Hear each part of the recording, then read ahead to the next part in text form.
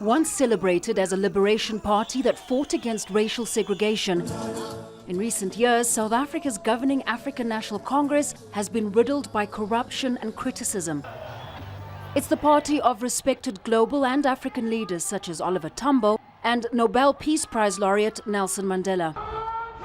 But 28 years into democracy, the ANC is facing increasing condemnation for poor leadership and governance.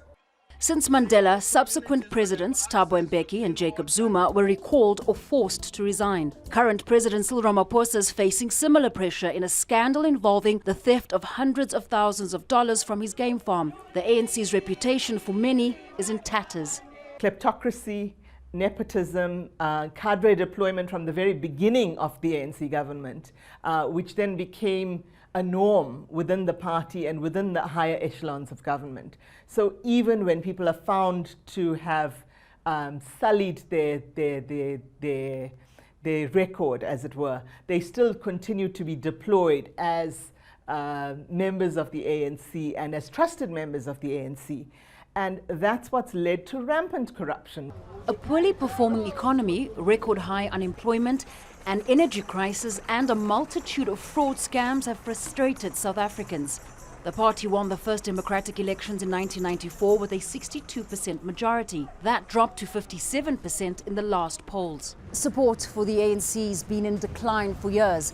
Some voters have protested against the ANC by staying away from the polls.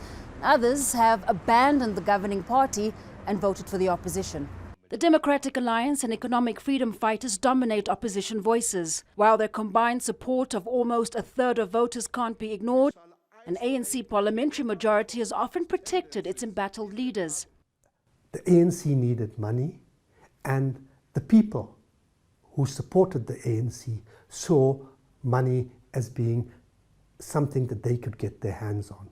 So the solution was, you could relatively easily do what you wanted and get whatever tenders you wanted, provided you gave to Caesar a portion of it and kept a portion for yourself. And the rot began thus. This weekend, the party will hold an elective conference to choose a president and other senior figures. Supporters hope the new leadership will revive the party. But for many South Africans, it's the same old faces with the same old scandals. Fahmida, Al Jazeera, Johannesburg.